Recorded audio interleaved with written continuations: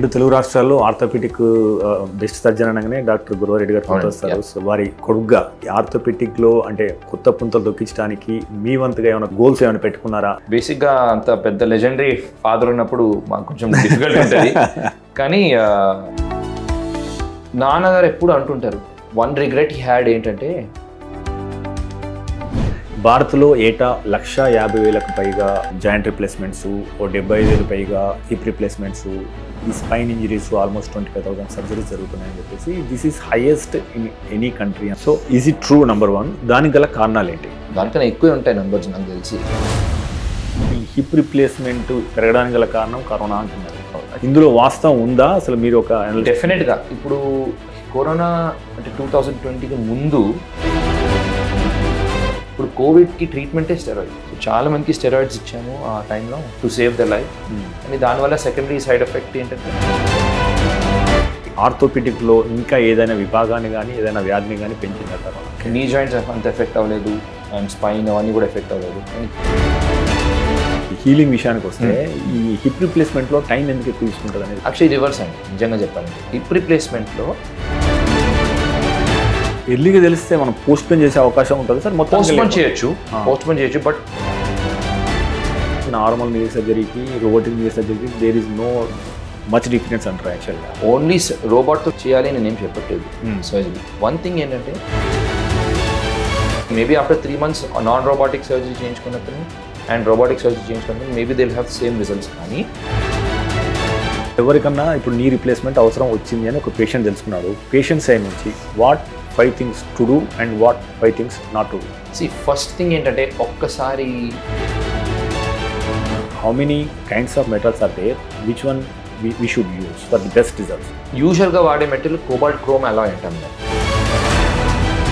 95% of the surgeries now are with this and they have very good results. Problem ఉండదు. కానీ ఈ మధ్య కొందరు హైదరాబాద్ ఎక్కడ స్టూడ్ అయింది? ఎందుకంటే చాలామంది అంతకుముందు ఎవరికైనా పెద్దవాళ్ళకి ముఖ్యంగా రాజకీయ నాయకులు కావాలంటే వాళ్ళు సింగపూర్ పోతున్నా అమెరికా పోతున్నా అంటారు కదా సాధారణంగా. యాక్చువల్గా I would say Hyderabad is right now centre of joint influence.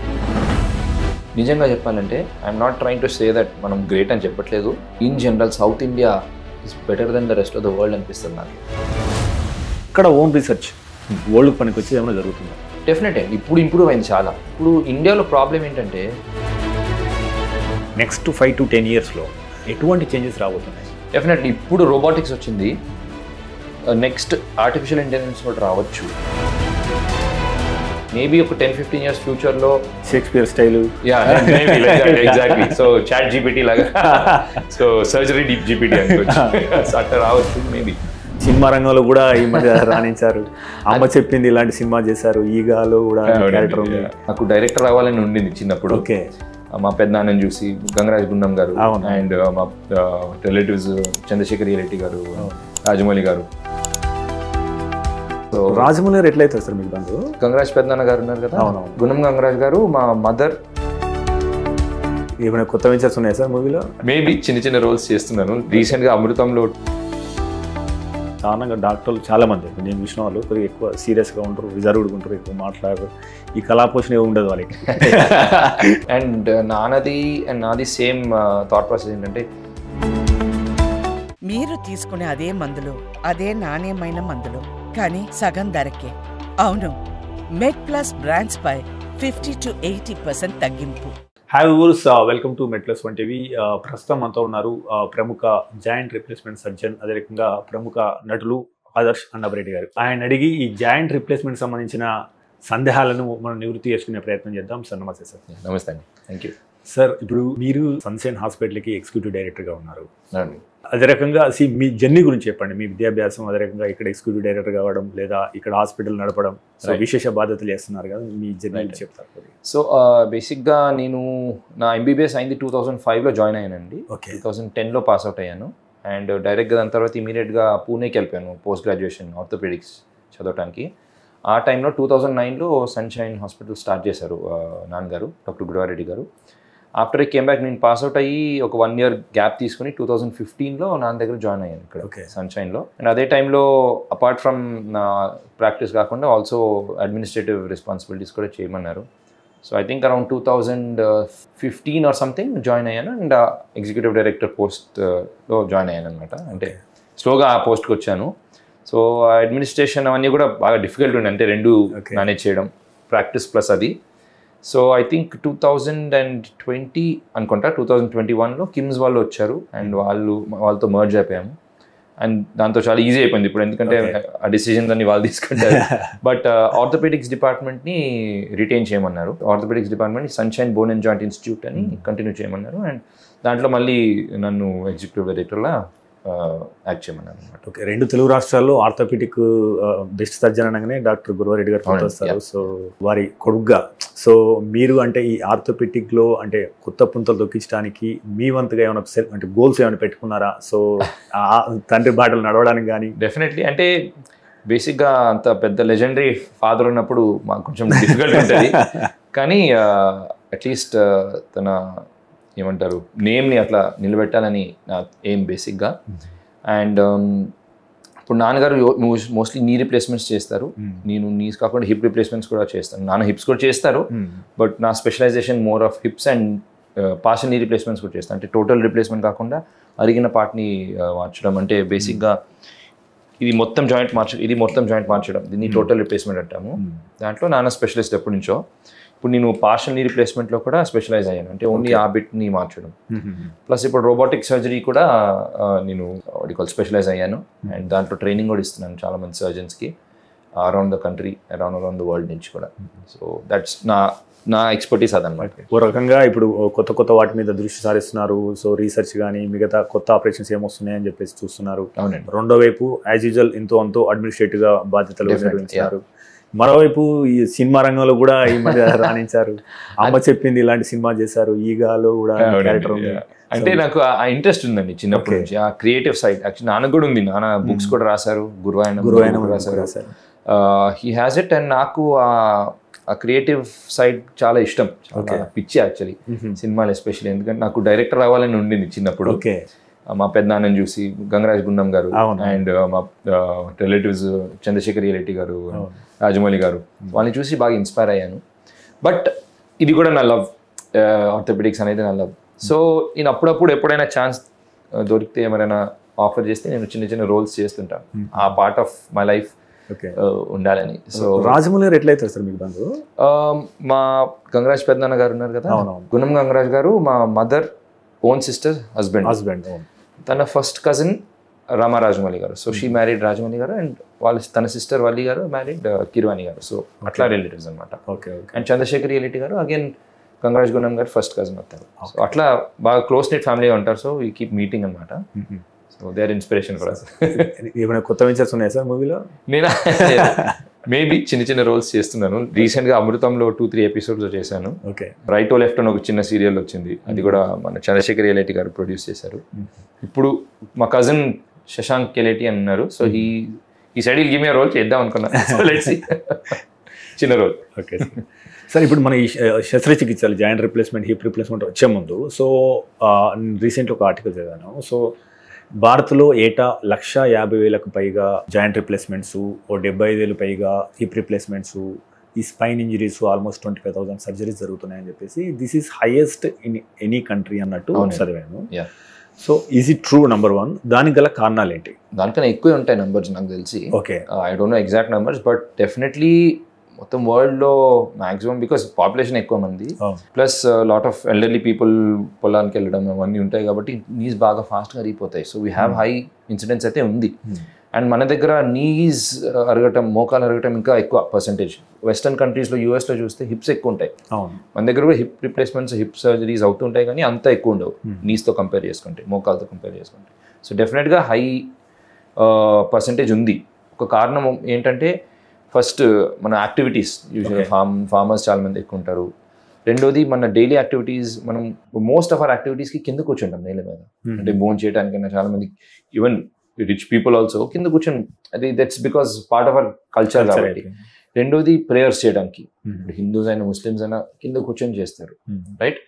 And మూడోది టాయిలెట్ కూడా, ఇండియన్ టాయిలెట్స్ ఇంకా చాలా towns and villages Indian, even సిటీస్లో కూడా some people prefer Indian toilets. ఇవన్నీ చేయడానికి కింద కూర్చోవాల్సి వస్తుంది. స్క్వాటింగ్ అండ్ బాస్పెటల్ అంటారు కదా, అట్లా కూర్చోవాల్సి వస్తుంది.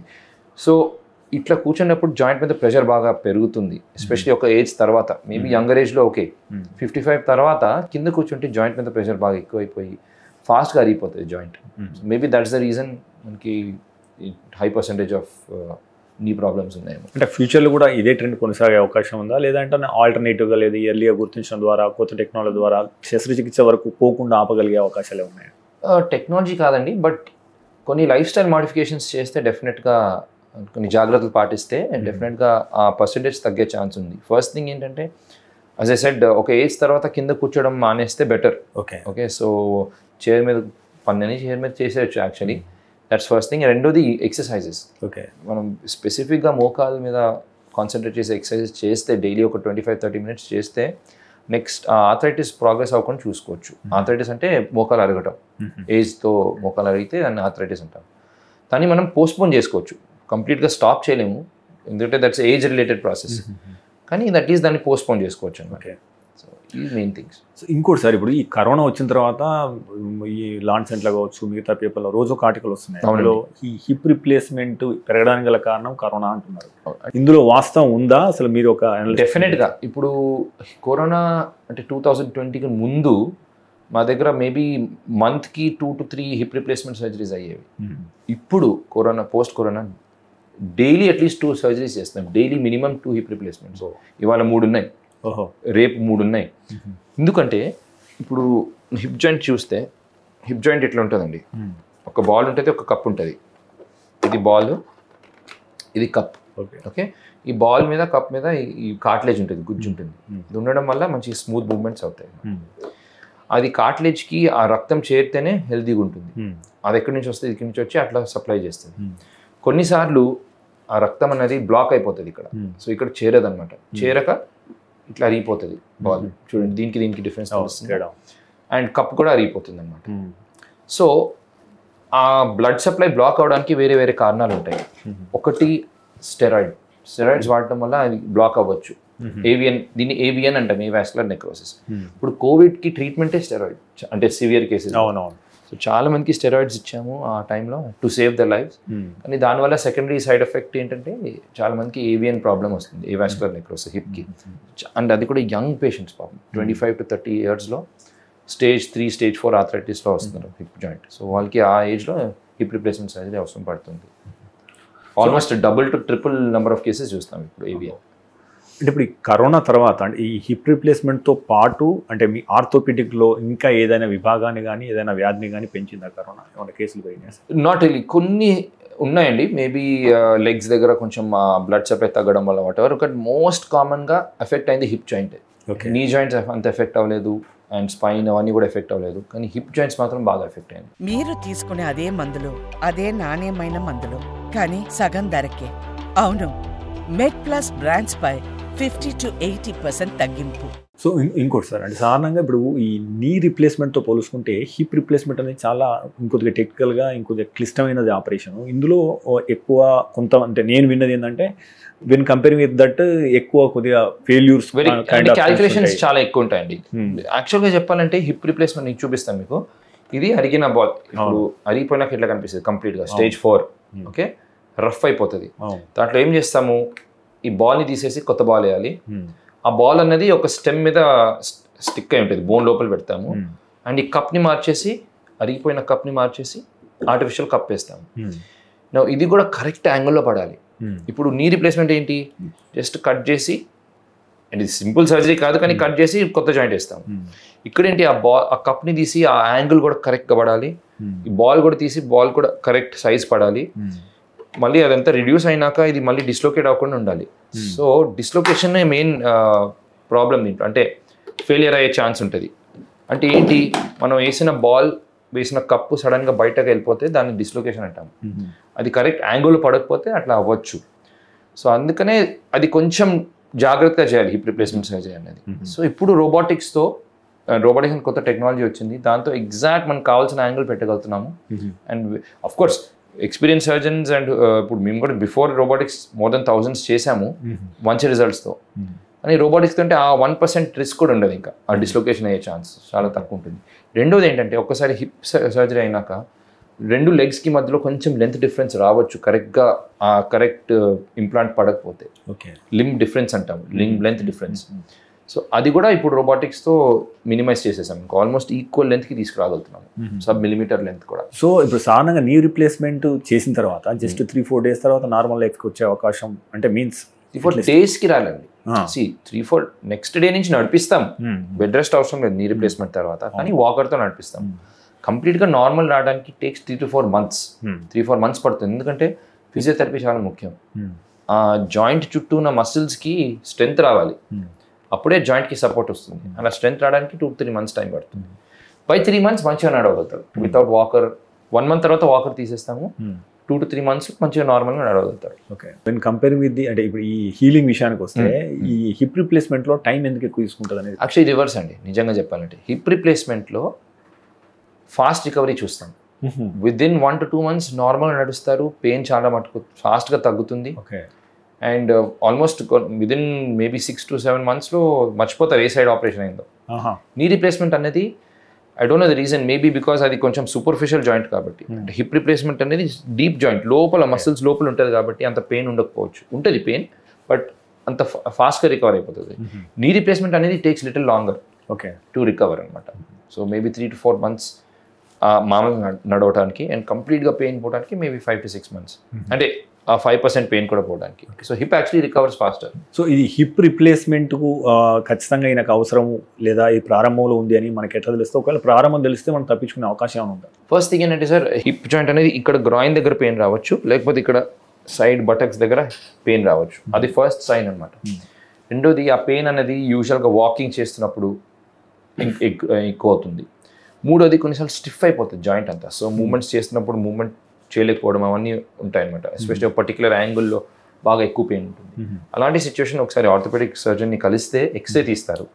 ఎక్స్రేలో ఏం రాకపోయినా ఎంఆర్ఐ కూడా తీయాల్సి వస్తుంది కొన్నిసార్లు. అంటే ఎర్లీ స్టేజ్లో ఎంఆర్ఐలో తెలుస్తుంది. సో ఈ రెండిట్లో మనకి కన్ఫర్మేషన్ అయిపోతుంది డయాగ్నోసిస్. బట్ ఇలాంటి పెయిన్స్ ఏమైనా వస్తే డెఫినెట్గా ఒకసారి ఆర్థో డాక్టర్కి చూపించుకోవాలి. సో ఎర్లీగా తెలిస్తే మనం పోస్ట్ పోన్ చేసే అవకాశం ఉంటుంది సార్? పోస్ట్ పోన్ చేయొచ్చు, బట్ అన్ఫార్చునేట్గా ఏవియన్ అన్న ప్రాబ్లం ఒకసారి స్టార్ట్ అయితే మళ్ళీ రివర్స్ అవ్వదు. సో అది ఒకసారి స్టార్ట్ అయితే ఏదో ఒక రోజు స్టేజ్ 4కి వస్తుంది, ఏదో ఒక రోజు హిప్ రిప్లేస్మెంట్ చేయాల్సి వస్తుంది. బట్ దాన్ని డిలే చేసుకోవచ్చు కొన్ని ఎక్సర్సైజెస్తో, కొన్ని బోన్ స్ట్రెంథనింగ్ మెడిసిన్స్తో డిలే చేయొచ్చు దాన్ని. సో ఇప్పటికి కూడా సార్, అంటే సాధారణంగా ఎవరికైనా ఇప్పుడు పెద్దవాళ్ళకి మోకాళ్ళ నొప్పులు వచ్చాయని చెప్పేసి అన్న తర్వాత మీకు ఆపరేషన్ అవసరం ఉంటుంది అన్నప్పుడు వాళ్ళకి అప్రిహెన్షన్స్ ఉంటున్నాయి యాక్చువల్గా. ఆఫ్ కోర్స్ ఎవరికైనా భయం ఉంటుంది. సో ఈ అవగాహన పెంచడానికి ఒక ప్రముఖ వైద్యునిగా మీరు ఏం చెప్తారు? ఫస్ట్ థింగ్ ఏంటంటే, మోకాలు ఆపరేషన్ గురించి చెప్తున్నారు కదా, ఇప్పుడు ఇది చాలా కామన్ సర్జరీ అండి. ఇప్పుడు ఒకప్పుడు మేబీ నాన్నగారు తన ప్రాక్టీస్ స్టార్ట్ చేసినప్పుడు అంత నాలెడ్జ్ లేదు దీని గురించి, అండ్ జనాలకు కూడా అంత నాలెడ్జ్ లేదు. అండ్ అప్పట్లో it was a very niche surgery అనమాట, ఓన్లీ కొంతమంది చేయగలిగారు అప్పుడు. కానీ ఇప్పుడు ఆల్మోస్ట్ ఎవ్రీ ఆర్థోపెడిక్ సర్జన్ చాలా మంచిగా చేస్తారు. అది it's become like almost straight forward surgery లాగా అయిపోయింది ఇప్పుడు. ఇప్పుడు ప్రతి ఆర్థోపెడిక్ సర్జన్ అది ట్రైన్ అయ్యే ప్రాక్టీస్ స్టార్ట్ చేస్తారు. సో ఫస్ట్ థింగ్ అది.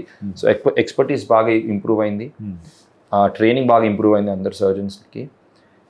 ఇప్పుడు వచ్చిన ఇంప్లాంట్స్ కూడా చాలా బ్యూటిఫుల్ ఇంప్లాంట్స్ వచ్చాయి. ఇప్పుడు ఎగ్జాక్ట్గా పేషెంట్స్కి షేప్ మ్యాచ్ అయ్యేటట్టు మెటీరియల్ కూడా లాంగ్ లాస్టింగ్ మెటీరియల్స్ వచ్చాయి. సో అండ్ ఈ రోబోటిక్స్ అయితే ఇంకా అడ్వాంటేజ్ ఏంటంటే మనకు కావాల్సిన బోనే కట్ చేయిస్తుంది. సో ఇంకా ఫాస్ట్ రికవరీ చూస్తున్నాం. అది ఫస్ట్ థింగ్. రెండోది ఏంటంటే, నీ రిప్లేస్మెంట్ అండ్ హిప్ రిప్లేస్మెంట్లో బ్యూటీ ఏంటంటే బెడ్ రెస్ట్ అవసరం లేదు. వాళ్ళ ఆపరేషన్ అయితే రేపటి నుంచి నడిపిస్తాం వాకర్తో. సో టాయిలెట్ వెళ్ళడం అవన్నీ కూడా వాళ్ళు సొంతంగా చేయగలుగుతారు విదిన్ 2-3 days.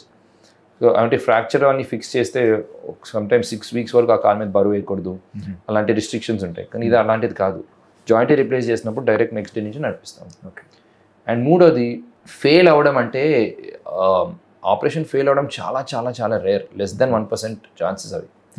అది కూడా ఎక్సర్సైజ్ సరిగ్గా చేయకపోవడం వల్ల, లేకపోతే ప్రాపర్గా వాకింగ్ అవన్నీ చేయకపోవడం వల్ల అట్లా రావచ్చు. బట్ యాక్చువల్గా ఫెయిలియర్ పర్సంటేజ్ చాలా చాలా తక్కువ, ఎస్పెషలీ ఇన్ లిటిల్ బిగర్ సెంటర్స్లో ఎవరికైతే ఎక్స్పర్టీస్ ఉందో వాళ్ళ దగ్గర ఫెయిలియర్ చాలా తక్కువ chance. So this is the advantage of this surgery. మీరు ఒక 2వ తరం ఆర్థోపెడిక్. అవునండి. సో డాడీ ఫస్ట్ ఎట్లా ఓపెన్ మొత్తం చేసి చేయడం, ఇప్పుడు రోబోటిక్స్ వచ్చిన వల్ల ప్రిసైజ్ కటింగ్, తక్కువ బ్లడ్ తీసుకోవడం, లేకపోతే కరెక్ట్ సైజ్ తీసుకోవడం, ఇవన్నీ ఉన్నాయి కదా. సో నెక్స్ట్ 5 to 10 yearsలో సో ఈ ఇన్ టర్మ్స్ ఆఫ్ నీ రీప్లేస్మెంట్లో కావచ్చు, హిప్ రీప్లేస్మెంట్లో ఎటువంటి చేంజెస్ రాబోతున్నాయి? డెఫినెట్లీ ఇప్పుడు రోబోటిక్స్ వచ్చింది, నెక్స్ట్ ఆర్టిఫిషియల్ ఇంటెలిజెన్స్ కూడా రావచ్చు. అంటే ఏంటి, ఇప్పుడు ఫర్ ఎగ్జాంపుల్ నేను రోబోటిక్స్ వాడుతున్నప్పుడు లెట్స్ సే 15 years బ్యాక్ నాన్న when he was doing surgeries మొత్తం ఓపెన్ చేసి, అంటే మేము కూడా ఓపెన్ చేస్తాం కానీ అట్లీస్ట్ నంబర్స్ అవన్నీ లేవు నా దగ్గర. సో తన ఐ బాలింగ్తో తన ఎక్స్పర్టీస్తో కట్ చేయాల్సి వచ్చేది. ఇప్పుడు రోబోటిక్స్ ఏంటంటే మనకి కావాల్సిన కట్టే మనమే చేస్తాము, కానీ అది మనం అసిస్ట్ చేస్తుంది, మనకి ఎక్కడ కట్ అవ్వాలో అది అసిస్ట్ చేస్తుంది. మేబీ ఒక 10-15 years ఫ్యూచర్లో చెప్తుంది ఈ కట్ ఇక్కడ తీయాలి, ఈ లిగమెంట్ రిలీజ్ చేయాలి. సో ఆ ఇన్ఫర్మేషన్ కూడా రావచ్చు. And maybe in the future doctor Gurvareddy type of surgery and program చేస్తే ఆ పర్టికులర్ వే ఆఫ్ సర్జరీ రావచ్చు. Doctor Adarsh type of surgery అంటే నేను చేసే టైప్లో రావచ్చు. So maybe Shakespeare style, exactly. So chat GPT లాగా సో సర్జరీ జీపీటీ అనుకోవచ్చు. సో అట్లా రావచ్చు మేబీ. ఓన్లీ థింగ్ ఈజ్ మనకి ఈ టెక్నాలజీలో సర్జన్ టచ్ పోకూడదు. అది బేసిక్గా సర్జన్కి ఉన్న స్కిల్స్ అండ్ ఆఫ్ కోర్స్ పేషెంట్తో మాట్లాడినప్పుడు that's different touch all together. Human touch పోకూడదు. So we should always marry the two, technology plus surgeon skill రెండు కలుపుకుంటే that's the best option. That's what I feel. So మీరు అంటే ఇప్పుడు సాధారణంగా కొంతమంది ఆర్థోపెడిక్ అంటే నార్మల్ నీర్ సర్జరీకి రోబోటిక్ నీర్ సర్జరీకి there is no much difference అంటారు యాక్చువల్గా. సో మీరు ఇది రెండింటిని ఎట్లా డిఫరెన్షియేట్ చేస్తారు? See that absolutely right. నేను ఓన్లీ రోబోట్తో చేయాలి నేనేం చెప్పట్లేదు సర్జరీ. వన్ థింగ్ ఏంటంటే 15-20 years నుంచి అంటే అరౌండ్ 99-2000 నుంచి ఈ నీ రిప్లేస్మెంట్స్ కొంచెం పాపులర్ అవ్వడం స్టార్ట్ అయింది. ఆల్మోస్ట్ 25 years అయింది. అప్పటి నుంచి కూడా చాలా బ్యూటిఫుల్ రిజల్ట్స్ వచ్చాయి ఇప్పటి వరకు, అంటే వితౌట్ రోబోట్. ఇప్పుడు ఆల్ ద లెజెండ్స్ ఎవరైతే ఉన్నారో, డాక్టర్ గుర్వారెడ్డి గారైనా, జయరామ్ పింగ్లే గారైనా, whatever all the big surgeons, they have very good results. ఇప్పుడు ఏంటంటే రోబోట్తో ప్రిసిషన్ పెరిగింది. సో ఇమ్మీడియట్గా పోస్ట్ ఆపరేటివ్ పెయిన్ కొంచెం తక్కువ ఉంది. Final results maybe same. Maybe after 3 months non robotic surgery చేయించుకున్న అతను అండ్ రోబోటిక్ సర్జరీ చేయించుకున్న అతను maybe they will have same results. కానీ ఇమీడియట్ పోస్ట్ ఆప్ పీరియడ్లో తక్కువ బోన్ని కట్ చేస్తున్నాం కాబట్టి కొంచెం ఇంప్రూవ్ పెయిన్ అయితే డెఫినెట్గా చూస్తున్నాము. అది ఫస్ట్ థింగ్. సెకండ్ థింగ్ ఏంటంటే for example even experience surgeon అయినా ఒక 100 cases చేసినప్పుడు ఒక 1 patient may have sub optimal result. Maybe ఆ డే కొంచెం బ్యాడ్ డే ఉండొచ్చు, మూడ్ బాగోకపోవచ్చు, వాట్ ఎవర్ ఇట్ ఈస్, ఆ ఒక్క రోజు కాంప్లికేషన్స్ అవ్వచ్చు. ఇప్పుడు రోబోటిక్స్ ఏంటంటే ఆ 1% ఛాన్స్ కూడా తగ్గిస్తున్నాం ఇంకా, ఎందుకంటే ఎవ్రీ కేసెస్ ఎగ్జాక్ట్గా మనకి నంబర్స్తో సహా వస్తుంది. రోబోటిక్ సర్జరీస్ కూడా అవ్వచ్చు complications, not saying it can not happen, but ఆ పర్సంటేజ్ ఈజ్ ఆల్మోస్ట్ ఇంకా less than 0.001%. Yeah, that's the thing. So reproducibility అండి. ఓకే, ఇప్పుడు ఒక 10 years ఎక్స్పీరియన్స్ ఉన్న పర్సన్కి 2 years ఎక్స్పీరియన్స్ ఉన్న పర్సన్కి మనం ఈక్వలైజ్ రిజల్ట్స్ తీసుకురావచ్చు ఇప్పుడు విత్ ద రోబోట్. కాలం మారిన కొద్దీ మనిషి యొక్క బోన్ స్ట్రెంత్ తగ్గుతుందా పెరుగుతుందా? సో ఇంకా రానున్న కాలంలో ఈ ఆపరేషన్స్ ఇంకా పెరుగుతాయా? సో మానవ జీవన శైలిలో ఎలాంటి మార్పులు, ఆహారం విషయాల్లో ఎలాంటి మార్పులు చేసుకుంటే బాగుంటుంది? డెఫినెట్లీ ఏజ్తో పాటు బోన్ స్ట్రెంత్ తగ్గుతూ వస్తుందండి. That's natural ageing process. ఇప్పుడు హెయిర్ వైట్ అవుతుంది, దాన్ని ఆపలేము మనం. ఇది అంతే, బోన్స్ వీక్ అవుతూనే ఉంటాయి. దాన్ని మనం డిలే చేసుకోవచ్చు, పోస్ట్పోన్ చేసుకోవచ్చు. ఎట్లా అంటే ఫిజికల్ ఎక్సర్సైజ్ చాలా ఇంపార్టెంట్. సెడెంటరీ లైఫ్ స్టైల్ ఉంటే, అంటే ఓన్లీ కూర్చునే లైఫ్ స్టైల్ ఉంటే, డే అంతా టీవీ ముందు లేకపోతే ఆఫీస్ స్క్రీన్ ముందు ఉంటే డెఫినెట్గా బోన్స్ ఆటోమేటిక్గా వీక్ అయిపోతాయి. ఒక 1/2 hour డైలీ ఏదో ఒక ఫిజికల్ యాక్టివిటీ ఉంటే బోన్స్ కూడా స్ట్రెంత్ అవడానికి స్టిమ్యులేట్ అవుతాయి. సో మేబీ డెస్క్ జాబ్ అయితే ఒక 1/2 hour మార్నింగ్ లేచి వాకింగో, లేకపోతే నైట్ టైం జిమ్కి వెళ్ళడమో, ఈవెన్ ఒక 5-6 smallest weight 2.5 or 5 kg weights తీసుకొని ఒక 25 minutes చేసినా సరిపోతుంది. ఆ బోన్స్ని స్టిమ్యులేట్ చేస్తుంది ఈ యాక్టివిటీ అనమాట. సో దాంతో స్ట్రెంగ్తన్ చేసుకోవచ్చు. రెండోది ఫుడ్. మీరు అన్నట్టు మిల్క్ ప్రోడక్ట్స్ అంటే milk, cheese, yogurts and green leafy vegetables, spinach లాంటివి, ఇలాంటివి చాలా మంచిది బోన్స్కి. So vitamin D and calcium ఉంటాయి ఈ ఫుడ్లో, అది చాలా ఇంపార్టెంట్. మూడోది సన్లైట్ ఎక్స్పోజర్. సన్ మనకి స్కిన్కి తగిలితే లోపల ఉన్న ప్రతి పర్సన్ స్కిన్లో విటమిన్ డి ఉంటుంది, తెలుసోలేదు మీకు. అదొక ఇన్యాక్టివ్ ఫామ్, అంటే అది యాక్టివేట్ అవ్వలేదు. సన్ రేస్ స్కిన్కి తగిలితే ఆ విటమిన్ డి యాక్టివేట్ అయిపోయి మనకి కావాల్సిన కాల్షియం అంతా అబ్జార్బ్ అయిపోతుంది బోన్స్లోకి. సో సో ఈ 3 థింగ్స్ చాలా ఇంపార్టెంట్. సో ఇంకోటి సార్, ఈ మహిళల్లో ముఖ్యంగా 35-40 సంవత్సరాలు దాటిన తర్వాత ఎముకల్లో పట్టుత్వం తగ్గుతుంది. సో దీనికి గల కారణాలు ఏంటి, మహిళలకు మీరు ఇచ్చే సూచనలు ఏంటి? సో అన్ఫార్చునేట్గా ఈ ఆస్టియోపోరోసిస్ అంటే బోన్స్ వీక్ అవడం లేడీస్లోనే, విమెన్లోనే ఎక్కువ పర్సెంటేజ్ ఉంటుంది. ఎందుకంటే మెనోపాజ్ హిట్ అయినాక, it's not 30 years, actually 50 years తర్వాత స్టార్ట్ అవుతుంది. మెనోపాజ్ అంటే పీరియడ్ స్టాప్ అయినాక ఈస్ట్రోజన్ లెవెల్స్ తగ్గిపోయి, బాడీలో ఈస్ట్రోజన్ లెవెల్స్ తగ్గిపోయి ఇంకా ఆస్టియోపోరోసిస్ పెరుగుతుంది అనమాట. అంటే బోన్స్ ఇంకా వీక్ అయిపోతాయి, చాలా ర్యాపిడ్గా వీకెన్ అయిపోతాయి. సో 50 years తర్వాత ఎస్పెషలీ విమెన్లో they have to be very careful. Supplements రెగ్యులర్గా తీసుకుంటూ ఉండాలి. Bone density scans maybe once a year తీసుకోవాలి. దాంతో మనకి ఆ బోన్ డెన్సిటీ ఎంత ఉందో తెలుస్తుంది. అండ్ ఐదర్ ఆర్థోపెడిక్ సర్జన్తో అయినా, గైనకాలజిస్ట్తో అయినా, లేకపోతే ఎండోక్రైనాలజిస్ట్తో అయినా ఒకసారి కన్సల్ట్ చేస్తే ఆ పర్టికులర్ ఉమెన్కి what is the best treatment to keep the bone strong అని తెలుస్తుంది అనమాట. సప్లిమెంట్స్ అవన్నీ ఉంటాయి దానికి ఇంప్రూవ్ అవడానికి. ఏ సర్జరీకి వచ్చినప్పుడు నీ రీప్లేస్మెంట్స్ వస్తా అంటే నాకు తెలిసి సన్షైన్ కిమ్స్లో కలిపి నాకు తెలిసి లక్షల ఆపరేషన్లు మీరు చూసుంటారు, చేసుంటారు. సో డాడీ కూడా ఒక 4,000 ఆపరేషన్లు ఒక ఏడాది చేసి ఏసియాలో రికార్డు కూడా కొట్టారు. సో అంటే ఇప్పుడు ఎవరికన్నా ఇప్పుడు నీ రీప్లేస్మెంట్ అవసరం వచ్చింది అని ఒక పేషెంట్ తెలుసుకున్నాడు. పేషెంట్ సైడ్ నుంచి what 5 things to do and what 5 things not to do అంటే before surgery, after surgery? Before surgery first thing ఏంటంటే ఒక్కసారి స్టేజ్ 4 వచ్చింది అనుకుంటే, ఆపరేషన్ అనేది ప్రతి పేషెంట్కి అవసరం లేదు. This is a knee joint అనమాట, మోకాల్ జాయింట్. ఇది పైన ఎముక, కింద ఎముక, ఇది కార్టిలేజ్. జస్ట్ ఇప్పుడు హిప్ జాయింట్ చూపించినట్టే ఇది కూడా గుజ్జు అనమాట. అరిగిపోయినాక ఇట్లా కనిపిస్తుంది. ఓకే, అండ్ మనం ఎక్స్రే చూస్తే ఇట్లా కనిపిస్తుంది. ఇది నార్మల్ ఎక్స్రే, పైన ఎముక, కింద ఎముక, ఈ గ్యాప్ ఉండాలి బోన్స్కి మధ్యలో, అప్పుడు మంచిగా ఫ్రీగా నడుస్తాం. ఏజ్తో పాటు ఏముందంటే మెల్లమెల్లగా అరిగిపోయి ఆ గ్యాప్ తగ్గిపోతుంది. చూడండి, బోన్స్ రబ్ అవడం స్టార్ట్ అవుతాయి. దీనికి మధ్యలో 4 stages ఉంటాయి. ఇది నార్మల్, ఇది 4th stage. దీనికి మధ్యలో 3 stages ఉంటాయి. First stage, second stage, third stage వరకు కూడా ఆపరేషన్ అవసరం లేదు.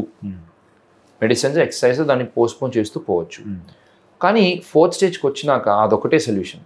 దాంట్లో ఏం చేస్తాం, అరిగిపోయిన పార్ట్ తీసేసి కొత్త ఆర్టిఫిషియల్ జాయింట్ వేస్తాం. ఇట్లా మెటల్, ప్లాస్టిక్ మెటల్ వస్తుంది దాంట్లో. సో వాట్ టు డూ అంటే ఫస్ట్ పెయిన్స్ స్టార్ట్ అయినప్పుడు లేకపోతే పెరుగుతున్నప్పుడు ఒక్కసారి డాక్టర్ దగ్గరికి వెళ్తే ఎక్స్రే తీస్తారు. మీరు ఏ స్టేజ్లో ఉన్నారో చెప్తారు. దాన్ని బట్టి ఎక్సర్సైజ్ స్టార్ట్ చేపిస్తారు. So first important thing is ఆ స్టేజ్కి వెళ్ళకుండా చూడటానికి ఎక్సర్సైజెస్ డైలీ 25-30 minutes చేయండి. ఫ్రమ్ యంగ్ ఏజ్ నుంచే స్టార్ట్ చేయండి. దాంతో నీ జాయింట్ చుట్టూ నా మసిల్స్కి స్ట్రెంత్ వచ్చేసి జాయింట్ మీద ప్రెషర్ తగ్గుతుంది. ఫస్ట్ థింగ్ అది to do. Not to do ఏంటంటే కొన్ని రిస్ట్రిక్షన్స్, కింద కూర్చోవడం మానేయాలి ఒక ఏజ్ తర్వాత, మేబీ 50 తర్వాత. మెట్లు ఎక్కడం దిగడం తగ్గియాలి. ఈ రెండు చూసుకోవాలి. To do exercises, not to do sitting on floor and climbing stairs. ఒక్కసారి స్టేజ్ 4 వచ్చినాక అప్పుడు ఈ స్టెమ్ సెల్స్, పిఆర్పి అవన్నీ దే డోంట్ వర్క్, ఇంజెక్షన్స్ అవన్నీ వర్క్ అవ్వవు. ఒకసారి ఆ స్టేజ్ వచ్చినాక ఒకటే సొల్యూషన్ ఏంటంటే అది తీసేసి కొత్త జాయింట్ వేయడం. టైర్ ఒకసారి పంక్చర్ అయినాక మేము ఎంత గ్యాస్ వేసినా అది మళ్ళీ రాదు. అది తీసేసి కొత్త టైర్ వేయాలి. ఇలాంటిదే same situation. So to do ఏంటి, స్టేజ్ 4లో ఆర్థోపెడిక్ సర్జన్ దగ్గరికి వెళ్తే ఎక్స్రే తీసి స్టేజ్ 4లో ఉన్నారంటే సర్జరీ గురించి రెడీ అయిపోవాలి. Don't try other things, waste of money, waste of time. Injections ఆ స్టేజ్లో మేబీ ఫస్ట్ స్టేజ్, సెకండ్ స్టేజ్లో హెల్ప్ అవ్వచ్చు.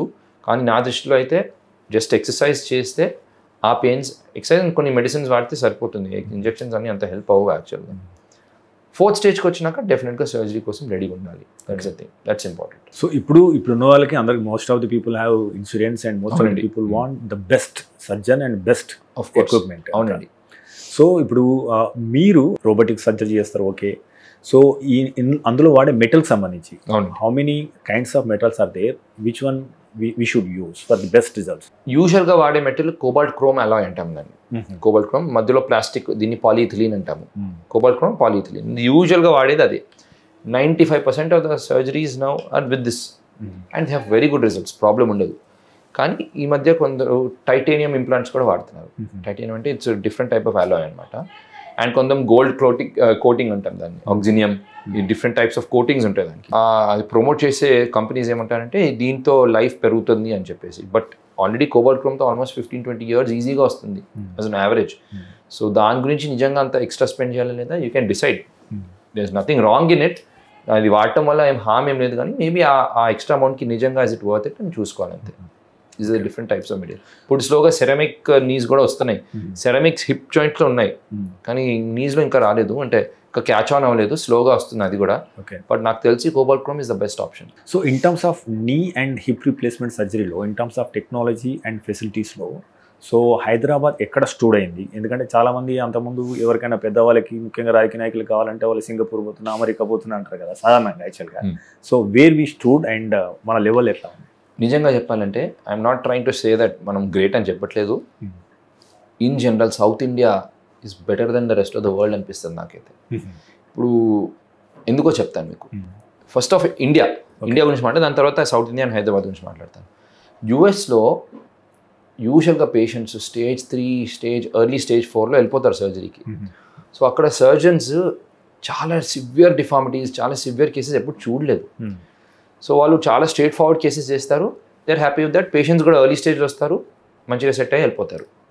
ఇండియాలో పేషెంట్స్ ఇట్లా నడుస్తూ వస్తారు మన దగ్గరికి. లిటరల్గా లెగ్స్ ఇట్లా ఉంటాయి, లేకపోతే వీల్ చైర్లో వస్తారు. అలాంటి డిఫార్మిటీస్ అమెరికా వాళ్ళు ఎప్పుడు చూడలేదు. ఇది ఎందుకంటే మన వాళ్ళు ఏమనుకుంటారు, ఈ పెయిన్తో బతకాల్సిందే, ఇది మామూలే అనుకుని లాస్ట్ మరీ సివియర్ స్టేజ్లో వస్తారు మన దగ్గరికి. నేను ఇంకా తట్టుకోలేదు ఆ టైప్లో. సో మన surgeons they are trained in even treating such kind of deformities. చాలా వర్స్ట్ డిఫార్మిటీస్ కూడా మనం చాలా బాగా చేయగలుగుతాము. సో ఎప్పుడైనా కాన్ఫరెన్సెస్ పెట్టుకుంటే మనం యూజువల్గా ఫారెన్ నుంచి ఒక 2-3 సర్జన్స్ని పిలుస్తాము. మన వర్క్ చూసి వాళ్ళు అట్లా హైరాన్ పడిపోతారు. యాక్చువల్లీ వాళ్ళు చేయలేరు అలాంటి సర్జరీస్. నిజంగా చెప్పాలంటే our surgeons are even better than American or foreign surgeons. అది ఫస్ట్ థింగ్. రెండోది మనం విదిన్ ఇండియాని చూస్తే ఇప్పుడు Delhi, Bombay are the big places. ఇప్పుడు యూజువల్గా ఇక్కడ నుంచి అక్కడికి వెళ్ళనే చేస్తారు, నాట్ అమెరికా, అట్లీస్ట్ ఢిల్లీ బాంబేకి వెళ్ళి చేస్తారు. బట్ ప్రెజెంట్ సినారియోలో వాళ్ళకన్నా ఐ థింక్ సౌత్ ఇండియన్ ఇప్పుడు బెంగళూరు, చెన్నై, హైదరాబాద్లో we have even best technology అయినా సర్జన్స్ అయినా. అండ్ చాలా all fraction of a cost. ఇప్పుడు బాంబే, ఢిల్లీకి ఒక ఆల్మోస్ట్ 10% కాస్ట్ మనం చేయగలుగుతున్నాం ఇక్కడ. అండ్ ఈవెన్ రోబోటిక్స్ అవన్నీ కూడా సౌత్ ఇండియాలోనే ఎక్కువ, I mean technology first embrace అయింది. ఫస్ట్ రోబోట్ జాయింట్ రిప్లేస్మెంట్కి కేరళలో, సెకండ్ మంది సన్షైన్లో. ఆ టెక్నాలజీ కూడా వాళ్ళు ఇంకా క్యాచ్అప్ అవుతున్నారు. So I would say Hyderabad is right now centre of joint. ఇంతమంది గ్రేట్ సర్జన్స్ అన్నారు Hyderabad. Okay, not just Guruvareddy గారు అయితే చాలా మంది ఉన్నారు. And I think that we are far better than outsiders. ఇంకోటి సార్, మెడికల్ టూరిజం బాగా పెరుగుతుంది. అవునండి, మన హాస్పిటల్ ఏమైనా కానీ ముఖ్యంగా ఆఫ్రికన్ పీపుల్ కానీ మిగతా వాళ్ళు కానీ చాలా మంది వస్తున్నారు. నేను అమెరికన్ పేషెంట్ కూడా చేశాను last year. Okay, knee replacement. So in terms of ఖర్చుతో పోల్చుకుంటే, ప్రపంచంతో పోల్చుకుంటే, ముఖ్యంగా మన హైదరాబాద్ లాంటి ప్లేస్లో చేయించుకుంటే ఖర్చు ఎంత తగ్గుతుంది? ఒకటి, ఇప్పుడు మెడికల్ టూరిజం ఏ రకంగా ఉంది? రానున్న రోజుల్లో హైదరాబాద్ లాంటి వాటికి మెడికల్ టూరిజం ఎంత అభివృద్ధి అయ్యే అవకాశం? డెఫినెట్ అండి. Hyderabad will be a hub అండి ఫ్యూచర్లో, మహా అయితే ఒక 3-4 yearsలో. ఎందుకంటే expertise is good, even better than outside I would say. ఇప్పుడే చెప్పాను మీకు, కాస్ట్ కూడా చాలా తక్కువ ఈవెన్ ముంబై, ఢిల్లీతో కంపేర్ చేసినా కూడా. Okay, and we have best surgeons, best technology and best food. ఇక్కడ వచ్చి హ్యాపీగా బిర్యానీ తీసి వెళ్ళిపోవచ్చు హ్యాపీ. అండ్ ఇప్పుడు even thanks to previous government and present government also tourism కూడా చాలా, like we have very nice things to see. ఇప్పుడు ఆ స్టాచ్యూస్ అయినా, అండ్ ఇప్పుడు హైదరాబాద్ రావటం it's like it's fun thing. Okay, 2 weeks ఉండి వెళ్ళిపోవచ్చు హ్యాపీగా. ఓకే, మొత్తం రికవరీ అయ్యి మొత్తం సైట్ సీయింగ్ చేసి వెళ్ళిపోవచ్చు. ఓకే, చాలా ఇప్పుడు మనం ఆ స్థాయిలో ఉన్నాం, we are fortunate. Okay, so but in terms of research మనం ఎక్కడ ఉన్నాము, లేదా ప్రపంచంలో ఉన్న ఎక్కడ ఇన్వెన్షన్స్ అయినా కానీ, ఏదైనా కొత్త ప్రొసీజర్ వచ్చినా కానీ మనం అడాప్ట్ కావడానికి ఎంత టైం పెట్టే అవకాశం ఉంది? ఇక్కడ ఓన్ రీసెర్చ్ వరల్డ్ పనికి వచ్చేది ఏమైనా జరుగుతుందా? డెఫినెట్ అండి. ఇప్పుడు ఇంప్రూవ్ అయింది చాలా. ఇప్పుడు ఇండియాలో ప్రాబ్లం ఏంటంటే చాలా బిజీగా ఉంటాం. ఏ డాక్టర్ నేను చూడండి 6 days, sometimes 7 days a week పనిచేస్తున్నాం. 7 days అంటే మార్నింగ్ 5కి వెళ్ళి నైట్ 9, 10, 11 అవుతుంది కొన్నిసార్లు. నేనే చూసాను నాన్నగారిని స్టార్టింగ్ ఆఫ్ హిస్ కెరియర్లో. ఇప్పుడు ఇంకా బిజీ అవుతున్నారు యాక్చువల్లీ. సో యూజువల్గా రీసెర్చ్ గురించి అంత టైం స్పెండ్ చేయము, అట్లీస్ట్ ఎర్లియర్. అమెరికాలో ఎట్లా ఉంటుంది, అమెరికా, యూకేలో ఒక first of all only 5 days a week పనిచేస్తారు, సాటర్డే సండే ఆఫ్. ఆ 5 daysలో కూడా 2 days సర్జరీ చేస్తారు, 2 days ఓపీ చూసుకుంటారు, 1 full day ఓన్లీ రీసెర్చ్ గురించి పెట్టుకుంటారు. So they have time, and అంతమంది పేషెంట్స్ కూడా ఉన్నారు అక్కడ. So they have time to do research. అందుకని అక్కడ రీసెర్చ్ బాగా డెవలప్ అవుతుంది, అండ్ చాలా పబ్లికేషన్స్ అన్నీ అక్కడి నుంచి వస్తాయి, యూఎస్ నుంచి. కానీ ఇప్పుడు ఇండియాలో కూడా రీసెర్చ్ ఇంపార్టెన్స్ తెలుసుకున్నాం. ఇప్పుడు జస్ట్ లాస్ట్ ఇయర్ డిసెంబర్లో 100 పబ్లికేషన్స్ టచ్ అయ్యాం, అంటే ఇంటర్నేషనల్ జర్నల్స్లో. ఓన్లీ సన్షైన్ గ్రూపే, not just joint replacement, spine, arthroscopy, shoulder అవన్నీ కలిపి 100 పబ్లికేషన్స్ టచ్ అయ్యాము. ఇప్పుడు almost in last 1-2 months 25 add అయినాయి. సో రీసెర్చ్ గురించి చాలా మటుకు we are doing lot of work. ఎందుకంటే యూఎస్లో చూసే నంబర్స్, ఇప్పుడు ఫర్ ఎగ్జాంపుల్ ఒక పేపర్ ఉందనుకోండి, ఒక 100 లైక్ 20 పేషెంట్స్ని స్టడీ చేసామని చెప్పి ఒక పేపర్ ఉంది, 500 పేషెంట్స్ని స్టడీ చేసామంటే ఇంకా పవర్ఫుల్ ఉంటుంది. దాని దగ్గర ఆ నంబర్స్ ఉన్నాయి. సో ఓన్లీ థింగ్ ఇస్ ఆ టైం తీసి చేయాలంతే. ఇప్పుడు చేస్తున్నాం ఇండియాలో కూడా. సో చాలా పబ్లికేషన్స్ వస్తున్నాయి స్లోగా. ఇప్పుడు రోబోటిక్స్ పేపర్స్ కూడా సన్షైన్ నుంచి రోబోటిక్స్ మీద వచ్చిన చాలా పబ్లికేషన్స్ అమెరికన్ జర్నల్స్లో పబ్లిష్ అయ్యాయి. వాళ్ళు కోట్ చేస్తున్నారు ఇప్పుడు in Sunshine they doing like this అని చెప్పేసి. సో స్లోగా ఇట్ ఈస్ చేంజింగ్. సార్ ఇంకోటి సార్, యాక్చువల్గా ఇప్పుడు ఇంతకుముందు మనం మాట్లాడింది what we need to do before the surgery. అవునండి, what to do what not to do. After the surgery fast recovery కోసం పేషెంట్ ఏం చేయాలి? ఎందుకంటే చాలా మందికి చాలా డౌట్స్ ఉంటాయి. సో మీలాంటి వాళ్ళ నుంచి వినాలని కోరుకుంటున్నాను. Definitely that's very important. Operation is only 50% work. 50% మా పని, 50% మీ పని అని చెప్తాను పేషెంట్కి. ఏంటంటే ఎక్సర్సైజ్. ఫిజియోథెరపీ అనే వర్డ్కి చాలా భయపడిపోతారు. యాక్చువల్ ఫిజియోథెరపీ ఏం లేదు, ఎక్సర్సైజ్లు అంతే. ఆపరేషన్ తర్వాత దాని చుట్టూ ఉన్న మసిల్స్కి స్ట్రెంత్ వస్తేనే దానికి బెస్ట్ రిజల్ట్ వస్తుంది. First thing. రెండోది మూమెంట్స్ ప్రాక్టీస్ చేస్తూనే ఉండాలి. ఆపరేషన్ చేయించుకొని జస్ట్ మళ్ళీ అట్లానే నడిస్తే వేస్ట్ కదా, ఆ డబ్బులు వేస్ట్, ఆ పెయిన్ అంతా అండర్గో చేయడం వేస్ట్. బెస్ట్ రిజల్ట్ రావాలంటే ఎక్సర్సైజ్ మంచిగా చేయాలి, మూమెంట్స్ ప్రాక్టీస్ చేయాలి.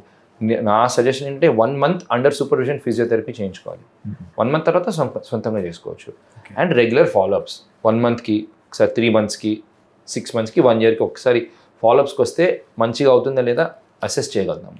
1 year తర్వాత జస్ట్ 1 yearకి ఒకసారి హాయ్ చెప్పేసి వెళ్ళినా చాలు. సో ఇంకోటి సార్, అంటే ఇప్పుడు మన డైలీ లైఫ్లో ఆర్థోపెడిక్ కొంతమంది అవగాహన కావాల్సిన అవసరం ఉంటుంది. ఎందుకంటే ఇప్పుడు చిన్నపిల్లలు ఉంటారు ఇంట్లో, సాధారణంగా ఈ బెనకడం కానీ, లిగ్మెంట్ కావడం కానీ, డిస్లోకేట్ కావడం కానీ, ఫ్రాక్చర్ కానీ, లేదా బోన్ విరగడం కానీ, ఇలాంటి సందర్భాల్లో ఎలాంటి లక్షణాలు కనబడతాయి? ప్రాథమిక చికిత్సగా ఇంట్లో వాళ్ళు ఏం చేయాలంటే ఒక మెయిన్ సర్జన్. పిల్లలకి ఇంజరీస్ అవడం నార్మలే, అవ్వట్లేదంటే వాళ్ళు they are not playing enough అన్నమాట. ఓకే, కానీ గుడ్ థింగ్ ఏంటంటే ఇప్పుడు పీడియాట్రిక్స్ అంటే పిల్లలకి ఆర్థోపెడిక్ సర్జన్స్ కూడా ఉన్నారు మన దగ్గర. అండ్ అడల్ట్స్ ఏంటి, నాట్ ఓన్లీ పిల్లలు, ఎవరు అడల్ట్స్ ఇప్పుడు రోజు వర్క్కి వెళ్తున్నప్పుడు యాక్సిడెంట్స్ రెగ్యులర్గా చూస్తుంటాము. Only thing is proper place దగ్గరికి వెళ్ళాలి అండ్ ఇమీడియట్గా ట్రీట్మెంట్ తీసుకోవాలి. తగ్గుతుంది అని చెప్పేసి అట్లా వదిలేస్తే కొన్నిసార్లు ఈజీగా అవ్వాల్సిన ట్రీట్మెంట్ చాలా కాంప్లికేట్ అయిపోతుంది. సో ఎప్పుడైనా ఇట్లా ఇంజరీ ఏమైనా అయినా పిల్లలకైనా అడల్ట్స్కైనా ఫస్ట్ ఒకసారి వెళ్ళి ఆర్థోపెడిక్ సర్జన్ దగ్గరికి వెళ్ళి, most of the time x-ray సరిపోతుంది, లేకపోతే ఒక సిటీ స్కాన్ ఎంఆర్ఐ తీస్తారు. దాంట్లో లిగమెంట్స్ ఇంజరీ అయినా లేకపోతే బోన్స్ ఇంజరీ అయినా దాన్ని బట్టి ట్రీట్మెంట్ స్టార్ట్ చేస్తాం. ప్రతి ఇంజరీకి సర్జరీ అవసరం లేదు. And I would say even 60 to 70% surgeries అవసరం ఉండవు. కానీ ఆ 30% ఎప్పుడైనా సర్జన్ సజెస్ట్ చేస్తే, ఈ మధ్య చాలా సస్పిషియస్ అయిపోయారు పేషెంట్స్. అంటే నిజంగా ఎందుకు వీళ్ళు సర్జరీ సజెస్ట్, ఓన్లీ సర్జరీ అవసరం వచ్చినప్పుడే సజెస్ట్ చేస్తాం సర్జరీ. ఫర్ ఎగ్జాంపుల్ జాయింట్ దగ్గర ఇంజరీ అయితే అది అట్లా వితౌట్ సర్జరీ వదిలేస్తే జాయింట్ బాగా స్టిఫ్ అయిపోయే ఛాన్స్ ఉంటుంది. సో జాయింట్స్ దగ్గర ఉన్న ఇంజరీస్, ఫ్రాక్చర్స్ డెఫినెట్గా ఆపరేషన్ చేయాల్సి వస్తుంది.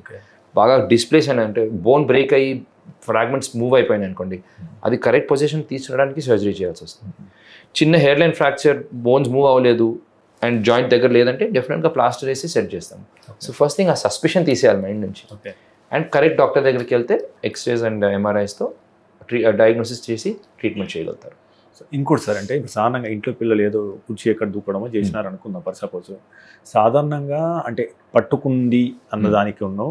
సో ఈ హెయిర్ లైన్ ఫ్రాక్చర్స్ అంటాం కదా, సో లక్షణం ఎట్లా కనబడుతుంది? When to worry, when not to worry. Right. So ప్రతి ఇంజరీకి వరీ అవ్వక్కర్లేదు. యాజ్ యూ సైడ్, ఒక 1 day చూస్తే సరిపోతుంది, తెలిసిపోతుంది మీకే. ఆ స్వెల్లింగ్ బాగా ఎక్కువ ఉండి అసలు టచ్ చేయలేదు అనుకోండి అండ్ మూవ్మెంట్ అస్సలు అవ్వట్లేదు అనుకోండి, then you have to think maybe there is a fracture. చిన్న ఇంజరీ మూవ్మెంట్ చేయగలుగుతున్నారు, అంత స్వెల్లింగ్ లేదు అంటే ఒక 1 day వెయిట్ చేసి చూడొచ్చు. Severe swelling, severe pain, movement చేయలేకపోవడం, that is an idea that maybe there is a fracture. అప్పుడు డెఫినెట్గా ఎక్స్రే చేయించుకోవాల్సి వస్తుంది. సో ఫైనల్గా సార్, అంటే ఇప్పుడు గురువారెడ్డి గారు so is a stall word and ఇప్పుడు ఆర్థోపెడిక్స్ అనగానే సార్ గుర్తొస్తారు యాక్చువల్గా. సో ఆయన స్క్రాచ్ నుంచి మొదలుపెట్టి సో సన్షైన్ లాంటి పెద్ద ఇన్స్టిట్యూషన్ తీసుకురావడం, ఇక్కడ రీసెర్చ్ లెవెల్ అప్పుడు మీరు చెప్పినట్టు సో ఇంత లెవెల్కి తీసుకొచ్చినారు. సో మీకు you are fortunate, you are started here. 100%. No doubt about it, I'm very fortunate. Yes. So అంటే మీరు ఈ రంగంలో అంటే నెక్స్ట్ 10 to 20 yearsలో ఏం చేద్దాం అనుకుంటున్నారు? What is your vision for life? నాన్నగారు ఎప్పుడు అంటుంటారు, 1 regret he had ఏంటంటే ప్రాక్టీస్లో బిజీ అయిపోయి పేషెంట్స్ కోసం డైలీ వర్క్ చేస్తూ నా రీసెర్చ్ గురించి అంత కాన్సన్ట్రేట్ చేయలేదు అని. ఇప్పుడు ఇండియాలో హైదరాబాద్లో కుర్వారెడ్డి అందరికీ తెలుసు, హైదరాబాద్ మేబీ తెలంగాణ, ఆంధ్రాలో అండ్ మేబీ ఈవెన్ ఇండియా వరకు, బికాజ్ ఎస్పెషలీ ఆర్థో సర్కిల్స్లో. But outside of India అంత నేమ్ రావాల్సిన నేమ్ రాలేదు అని ఒక ఫీలింగ్ ఉండేది 1-2 years బ్యాక్. ఎందుకంటే రీసెర్చ్ లేదు. బయట వాళ్ళకి మన గురించి తెలియాలంటే రీసెర్చ్ ద్వారానే తెలుస్తుంది, అంటే పబ్లికేషన్స్ జర్నల్స్లో. ఇప్పుడు చాలా మటుకు as I said 100 publications touch అయ్యాము since he thought about it. అది నేను నెక్స్ట్ లెవెల్కి తీసుకెళ్ళడానికి ట్రై చేస్తున్నాను. సెకండ్ థింగ్ ఏంటంటే ట్రైనింగ్. నాన్న చాలా ప్యాషనెట్ ట్రైనింగ్ గురించి. ఆల్మోస్ట్ ఎవ్రీ ఇయర్ ఒక 30 పీపుల్కి ట్రైన్ చేస్తాం. సో అది కూడా నేను I'm train to take it to next. ఇప్పుడు ఆల్మోస్ట్ ఎవ్రీ 2 weeks బెంగళూరుకి వెళ్ళి అక్కడ సర్జన్స్కి ట్రైన్ చేస్తాను. అరౌండ్ ద కంట్రీ వెళ్తుంటాను టు ట్రైన్. అండ్ చాలామంది సన్షైన్కి వచ్చి నేర్చుకొని వెళ్తారు. So I think I want to take that to the next level. ఇప్పుడు if I can teach many surgeons, more surgeons will be available for patients. So పేషెంట్స్కి మంచిది అది. So ఫైనల్గా మాకు ఇంట్రెస్ట్ కలిగే విషయం అవసరం ఏంటంటే సార్, సాధారణంగా డాక్టర్లు చాలామంది నేను చూసిన వాళ్ళు కొద్దిగా ఎక్కువ సీరియస్గా ఉంటారు, రిజర్వ్డ్గా ఉంటారు, ఎక్కువ మాట్లాడరు, ఈ కళాపోషణ ఉండదు వాళ్ళకి. డాడీ విషయం తీసుకున్నా మీరు సినిమాలుగా డాడీ తెలుగు భాషలో పెద్ద గురువు అయిన లాంటి పెద్ద పెద్ద బుక్కులు రాసే వరకు కూడా కానీ సినిమాలు నటించడం కానీ ఇవన్నీ ఎలా అభినయం అసలు యాక్చువల్గా? జస్ట్ లక్కీ అండి, ఆ జీన్ ఉంది మాకు, అంతే. Very lucky. అండ్ నాన్నది అండ్ నాది సేమ్ థాట్ ప్రాసెస్ ఏంటంటే, ఒక స్మైల్ ఉంటే పేషెంట్కి ఆటోమేటిక్గా స్మైల్ వచ్చేస్తుంది ఫేస్ మీద. అండ్ మనం మాట్లాడే విధంగా 30% 40% పెయిన్ అక్కడే తగ్గిపోతుంది అనిపిస్తుంది. సమ్ ఎక్సలెంట్ సర్జన్స్ ఉంటారు, వాళ్ళు సరిగ్గా మాట్లాడారు పేషెంట్స్తో. ఆపరేషన్ ఎంత బ్యూటిఫుల్గా చేసినా సరిగ్గా మాట్లాడకపోతే అది ఉండిపోతుంది మైండ్లో. సో అక్కడ స్టార్ట్ చేయాలి. As soon as you seat in the ఓపీలో కలిసినప్పుడే ఒక స్మైల్తో, ఒక ఎక్కడి నుంచి వచ్చారు, ఒక కొంచెం ఆ ఫెమిలియారిటీ వచ్చేస్తే ఆ కంఫర్ట్ వస్తుంది. ఓపెన్ అప్ అయిపోతారు ఆటోమేటిక్గా. ఒక 10-15% పెయిన్ అక్కడే తగ్గిపోతుంది. అండ్ ట్రస్ట్ చేస్తారు మిమ్మల్ని, అంతే కదా. సో ఫస్ట్ పేషెంట్కి సర్జన్కి మధ్యలో ట్రస్ట్ ఉండాలి ఫస్ట్. అది లేకపోతే ఇంకా వేస్ట్. ఎంత మంచి సర్జరీ చేసినా ఉండిపోతుంది మైండ్లో, సరిగ్గా అయిందా లేదా అని చెప్పేసి. So I think it's very important to be jovial ఉండాలి. అండ్ అది కాకుండా ఫర్ అవర్ సెల్ఫ్ ఏదో ఒక హాబీ ఉండాలి. చాలా డాక్టర్స్ అనేది చాలా డిఫికల్ట్ ప్రొఫెషన్ అది. చాలా కాంప్లికేషన్స్ చూస్తుంటాము కొన్నిసార్లు. We cannot save the patient. So unless మనము కొంచెం పాజిటివ్ లేకపోతే డిప్రెషన్లోకి వెళ్ళిపోతాం. సో ఏదో ఒక హాబీ ఉండాలి.